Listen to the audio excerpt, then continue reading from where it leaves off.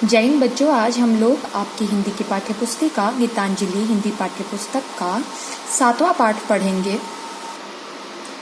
बच्चों, हमारा 7वां पाठ जो है वो है गांधी जी की आत्मकथा। तो इस पाठ को पढ़ने से पहले हम गांधी जी के विषय में जानते हैं। ठीक है, तो आप सभी को पता है गांधी जी हमारे राष्ट्रपिता हैं और इनका जन्म 2 अक्टूबर 1869 में गुजरात के पोरबंदर शहर में हुआ था। ठीक है, इनका जन्म कब हुआ था बच्चों? इनका जन्म गुजरात में पोरबंदर शहर है एक, वहाँ पर 2 अक्टूबर 1869 को हुआ था। ठीक है, तो गांधी जी ने 1925 में अपनी एक आत्मकथा लिखी। ठीक है, जिसका नाम इन्होंने दिया सत्य के प्रयोग या आत्मकथा। गांधी जी की आत्मकथा का क्या नाम था बच्चों? सत्य के प्रयोग। गांधी जी की आत्मकथा का नाम क्या था बच्चों? सत्य के प्रयोग। ठीक है बच्चों, इस सत्य के प्रयोग को उन्होंने गुजराती भाषा में लिखा था। ठीक है, लेकिन समय समय पर इसका ट्रांसलेशन मतलब इसका अनुवाद अलग अलग भाषाओं में भी होता रहा और ये गांधी जी की जो पुस्तक है सत्य के प्रयोग, इनकी जो आत्मकथा है, यह सबसे ज़्यादा पढ़ी जाने वाली पुस्तक है, देश में भी और विदेशों में भी। ठीक है, तो इन्होंने इस पुस्तक की रचना 29 नवंबर 1925 में लिखनी शुरू की और यह किताब इनकी 3 फरवरी 1929 में कंप्लीट हो गई, पूरी हो गई। ठीक है, फिर बाद में ये किताब अलग अलग भाषाओं में भी इस किताब का अनुवाद होने लगा। इंग्लिश में इसे हम कहते हैं एक्सपेरिमेंट विद ट्रुथ। ठीक है, इंग्लिश में इनका अनुवाद किया हुआ है सत्य के प्रयोग, एक्सपेरिमेंट विद ट्रुथ। ठीक है बच्चों, तो अब मैंने बताया कि इनका जन्म 2 अक्टूबर 1869 को हुआ था। कहाँ पर हुआ था? गुजरात के पोरबंदर में। ठीक है, इनका पूरा नाम, महात्मा गांधी का पूरा नाम था बच्चों मोहनदास करमचंद गांधी। महात्मा गांधी का पूरा नाम क्या है? मोहनदास करमचंद गांधी। ठीक है, और इनका बहुत ही कम उम्र में इनका विवाह हो गया था। तो इनकी पत्नी का नाम कस्तूरबा गांधी है। ठीक है, इनकी पत्नी का नाम क्या है? कस्तूरबा गांधी। ठीक है, तो अब हम इनके इस एक्सपेरिमेंट विद ट्रुथ मतलब सत्य के प्रयोग का कुछ अंश आपकी इस किताब में दिया हुआ है, इस पाठ में। ठीक है, पूरी तो आत्मकथा बहुत बड़ी है, लेकिन आप बच्चों को समझाने के लिए उन्होंने अपने विद्यालय जीवन में, उनका जो स्कूल का जो जीवन था, उस विद्यालयी जीवन में उन्होंने क्या क्या किया, उसकी थोड़ी बहुत झलकियाँ आपको इस पाठ में पढ़ने को मिलेंगी। ठीक है बच्चों, तो आइए हम ये पाठ शुरू करते हैं। यहाँ पर गांधी जी लिखते हैं कि हाई स्कूल में मेरी गिनती मंदबुद्धि विद्यार्थियों में नहीं थी। शिक्षकों का प्रेम मैं हमेशा ही पा सका था। दूसरी कक्षा के बाद मुझे इनाम भी मिले और 5वीं कक्षा तथा 6ठी कक्षा में क्रमशः प्रति मास 4 और 10 रुपए की छात्रवृत्ति भी मुझे मिली थी। वो कहते हैं कि बिल्कुल वो पढ़ने में मंद बुद्धि मतलब जिनके पास कम दिमाग हो या कमज़ोर बच्चा हो पढ़ाई लिखाई में, तो ये पढ़ाई लिखाई में कमज़ोर नहीं थे, अच्छे बच्चे थे। तो इनके सारे शिक्षक इनको हमेशा ही प्यार करते थे और दूसरी कक्षा मतलब 2nd क्लास, ठीक है, दूसरी कक्षा से इनको इनाम भी मिलने शुरू हुए थे। 5वीं तथा 6ठी कक्षा में इनको हर महीने प्रति मतलब हर मास मतलब महीना, ठीक है, हर महीने को इनको 4 और 10 रुपए की छात्रवृत्ति मतलब स्कॉलरशिप, ठीक है, तो इनको छात्रवृत्ति भी मिलती थी। गांधी जी लिखते हैं कि मेरा अपना ख्याल है कि मुझे अपनी होशियारी का कोई गर्व नहीं था। पुरस्कार या छात्रवृत्ति मिलने पर मुझे आश्चर्य होता था, पर आचरण के विषय में बहुत सजग था। आचरण में दोष आने पर मुझे रुलाई आ जाती थी। मेरे हाथों कोई भी ऐसा काम हो जाए जिसे शिक्षकों को मुझे डांटना पड़े अथवा शिक्षकों का वैसा ख्याल बने तो वह मेरे लिए असह्य हो जाता था। मुझे याद है कि एक बार मुझे मार खानी पड़ी थी। ठीक है, यहाँ पर गांधी जी बताते हैं ख्याल मतलब मानना। ठीक है, वो याद करके कहते हैं कि मुझे अपनी होशियारी पर मतलब अपनी समझदारी पर कभी कोई गर्व नहीं था। गर्व मतलब घमंड। ठीक है, गांधी जी को कभी भी अपनी होशियारी पर घमंड नहीं था। उनको पुरस्कार और छात्रवृत्ति मिलती रहती थी, लेकिन उनको इस पे आश्चर्य होता था। ठीक है, कि आखिर ये मुझे ही क्यों मिलती है, क्या मैं इतना समझदार हूँ? तो यहाँ पर हमको क्या सीखने को मिलता है बच्चों कि हमें कभी भी अपनी समझदारी पर और अपने पढ़ाई लिखाई पर कभी भी हमको घमंड गर्व नहीं होना चाहिए, ठीक है। लेकिन गांधी जी लिखते हैं आचरण मतलब डिसिप्लिन के माध्यम के हिसाब से ये बहुत ज़्यादा सजग थे, मतलब बहुत ज़्यादा ध्यान रखते थे किस बात का, डिसिप्लिन का।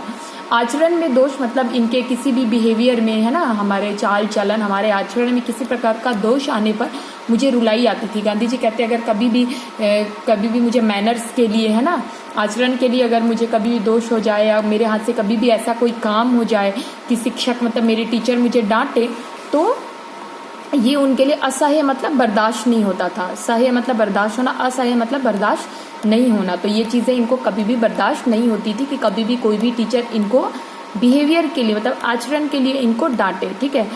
गांधी जी बताते हैं यहाँ पर कि उनको याद है कि एक बार इनको स्कूल में मार भी खानी पड़ी थी, ठीक है। अब मार किस बात पे खानी पड़ी थी, अब गांधी जी बताते हैं कि उनको किस बारे में या ऐसा क्या किया था उन्होंने कि उनको मार खानी पड़ी थी, ठीक है। वो कहते हैं कि मार खाने का तो उनको दुख नहीं था, लेकिन वो दंड के पात्र माने गए, मतलब शिक्षक ने ये समझा कि अच्छा तुम्ही ने गलती की है तो तुमको ही सज़ा मिलेगी, तो इस बात का उन्हें बहुत दुख था, ठीक है। और वह बहुत रोए। वे बताते हैं कि जब वे 7वीं कक्षा में थे तब उनके जो हेडमास्टर जी थे स्कूल के, उनका नाम क्या था, दोराबजी एदलजी गीमी, ठीक है। उनके हेडमास्टर जी का क्या नाम था, दोराबजी एदलजी गीमी, ये इनके हेडमास्टर जी का नाम था। वे बड़े अनुशासन प्रिय थे, बहुत ज़्यादा डिसिप्लिन पर ध्यान देते थे। उन्होंने उच्च कक्षा में विद्यार्थियों के लिए व्यायाम तथा क्रिकेट अनिवार्य कर दिया था। उन्होंने क्या किया था, बड़े उच्च कक्षा मतलब सीनियर क्लासेस में 7th 8th 9th 10th 11th 12th में, मतलब 8वीं 9वीं 10वीं 11वीं 12वीं वगैरह जितनी भी इनकी कक्षाएं थी, उसमें इन्होंने व्यायाम मतलब एक्सरसाइज और क्रिकेट को कंपलसरी, अनिवार्य मतलब कंपलसरी कर देना, ठीक है, अनिवार्य कर दिया था। मैं पहले कभी व्यायाम क्रिकेट या फुटबॉल में गया ही नहीं था। गांधी जी कभी भी व्यायाम फुटबॉल या क्रिकेट ऐसी किसी भी खेल में गए नहीं थे। इसका क्या कारण था, इसका पहला कारण ये था कि ये थोड़े शर्मीले थे, ठीक है। और दूसरा इनका यह विचार था कि शिक्षा के साथ व्यायाम का कोई संबंध नहीं। गांधी जी क्या मानते थे बचपन में कि शिक्षा और व्यायाम का मतलब पढ़ाई लिखाई और एक्सरसाइज का कोई भी संबंध नहीं है। बाद में समझ आया कि पढ़ाई में व्यायाम का अर्थात शारीरिक शिक्षा का कितना महत्व है। बाद में गांधी जी को समझ में आता है कि पढ़ाई लिखाई में शारीरिक शिक्षा का भी बहुत महत्व होता है। फिर भी मुझे अधिक हानि नहीं हुई क्योंकि पुस्तकों में खुली हवा में घूमने जाने की सलाह पड़ी थी और वह मुझे अच्छी लगी। इस कारण हाई स्कूल से ही मुझे हवाखोरी की आदत पड़ गई जो अंत तक बनी रही।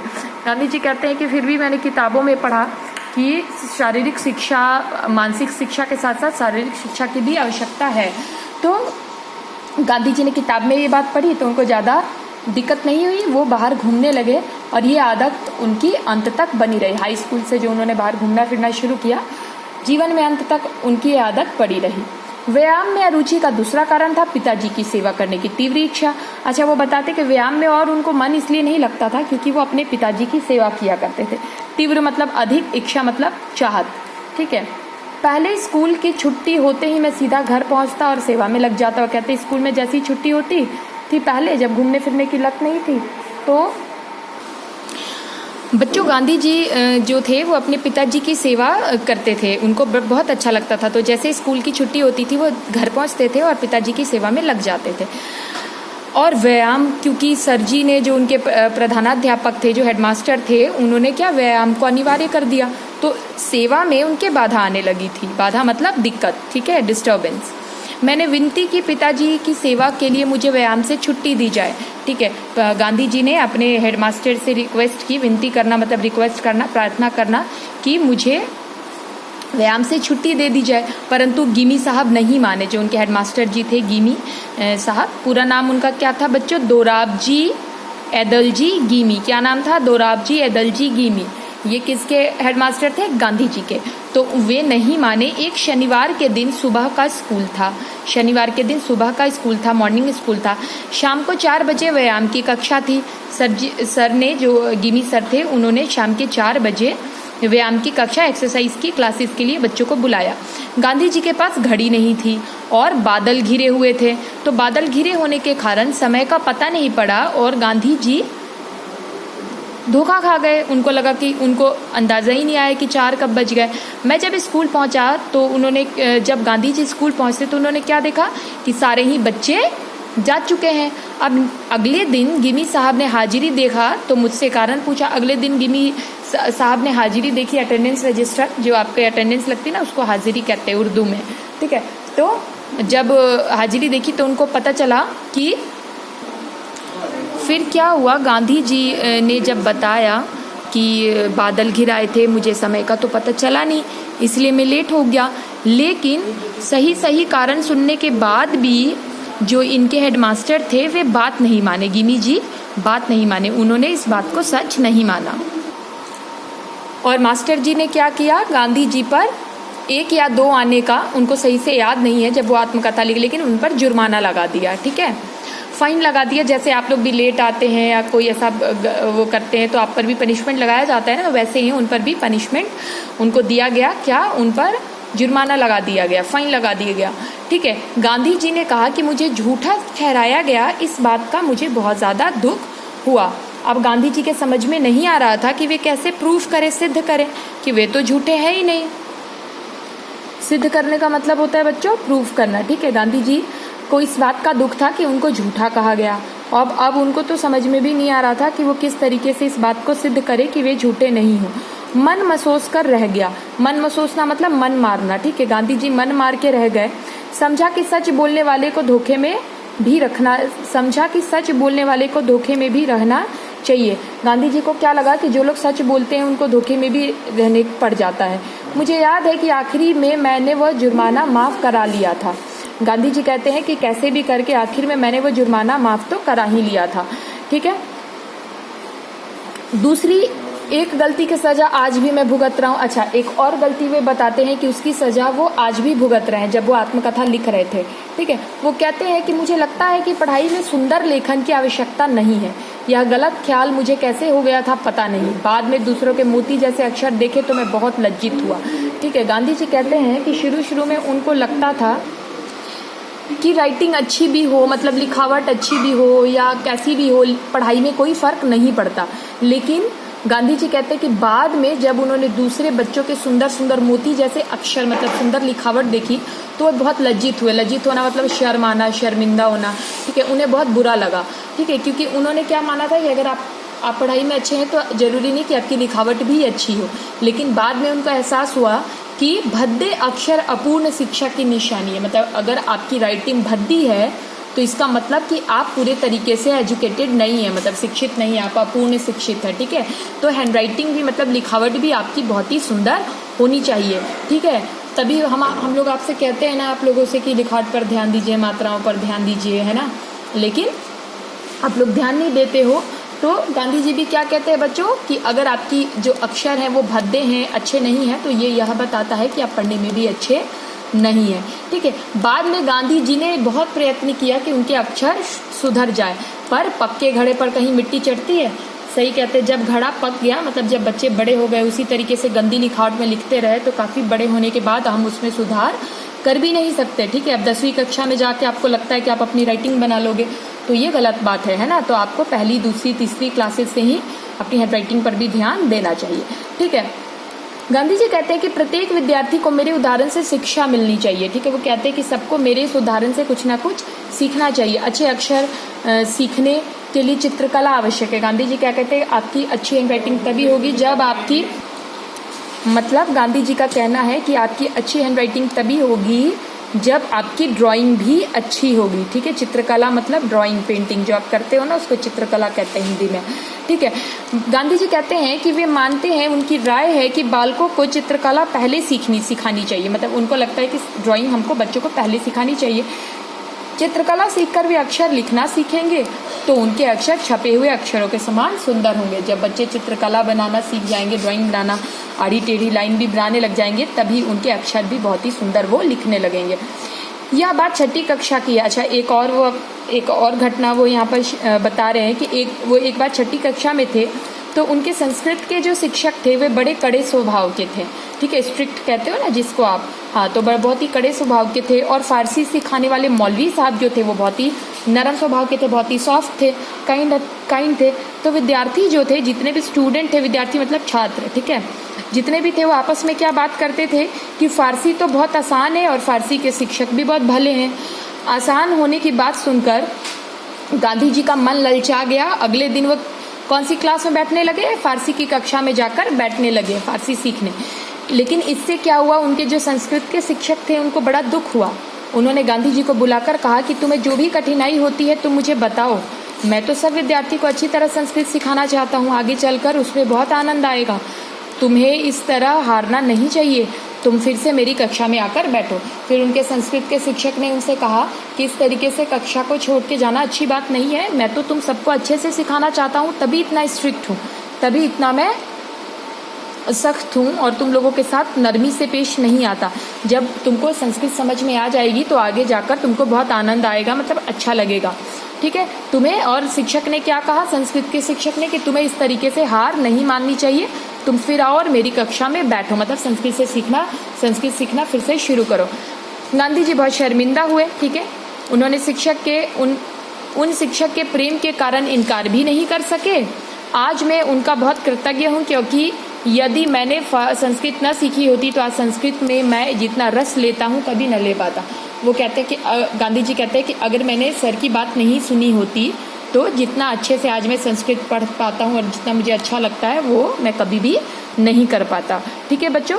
तो यहाँ पर हमारा यह जो गांधी जी की आत्मकथा सत्य के प्रयोग से जो लिया गया था ये अंश, ये हमारा खत्म होता है। तो इससे हमने क्या क्या सीखा कि हमको कभी भी पहले तो झूठ नहीं बोलना चाहिए, ठीक है। दूसरी चीज़, अपने शिक्षक का बहुत ही सम्मान करना चाहिए।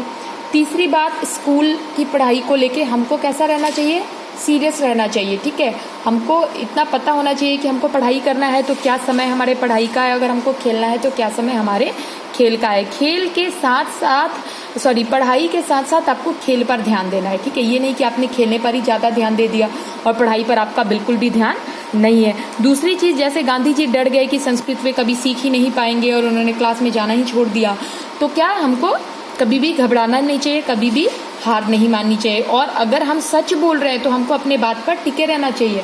अगर हम अपनी बात पर टिके रहते हैं तो जैसे वो दोराब जी ने क्या बोला कि गांधी जी को कि तुमने झूठ बोला, तुम झूठ बोल के व्यायाम की क्लास में नहीं आए, लेकिन सच्चाई तो ये थी कि गांधी जी सच बोल रहे थे। तो अगर आप सच्चे हैं तो आपको आपके बात पर टिके रहना चाहिए, धीरे धीरे करके उसको प्रूफ कर देना चाहिए कि आप सच्चे हो। अगर आपसे बड़ा व्यक्ति है जिसको लगता है कि आप झूठ बोल रहे हो तो लड़ के नहीं बल्कि प्यार से धीरे धीरे उनको समझाना चाहिए। और सबसे इम्पोर्टेंट बात कि आपको अपनी लिखावट पर भी बहुत अच्छा ध्यान देना है। अगर आप स्वच्छ लिखोगे, स्वच्छ मतलब सुंदर, साफ सुथरा, साफ जो आसानी से समझ पाएँ और जिसमें गलतियाँ नहीं होंगी, तो आपकी हैंडराइटिंग बहुत ही सुंदर होगी, जो किस चीज़ को दिखाती है कि आप एक अच्छे विद्यार्थी हैं, ठीक है बच्चों। तो हमारा चैप्टर यहाँ पर ख़त्म होता है। ये आपके चैप्टर के शब्दार्थ हैं, तो ये आपको कॉपी में करना है। फिर प्रश्न उत्तर हैं ये वाले, ये सही उच्चारण करें, इसको कॉपी में मत लिखना, ठीक है। ये है आपके प्रश्न उत्तर, जिसका प्रश्न है इसके उत्तर आपको PDF भेज दिए जाएंगे, ठीक है। तो ये आपको कॉपी में करना है। और ये जो आपको जो ये रिक्त स्थान भरने, फिलिंग द ब्लैंक्स है, इसको कॉपी में नहीं करना है, इसको सिर्फ बुक में ही करना है, ठीक है बच्चों। तो बाकी आपको PDF भेज दिया जाएगा। अच्छा बच्चों, अपना ख्याल रखिए, पढ़ाई लिखाई पर ध्यान दीजिए, स्वस्थ रहिए, सुरक्षित रहिए। जय हिंद।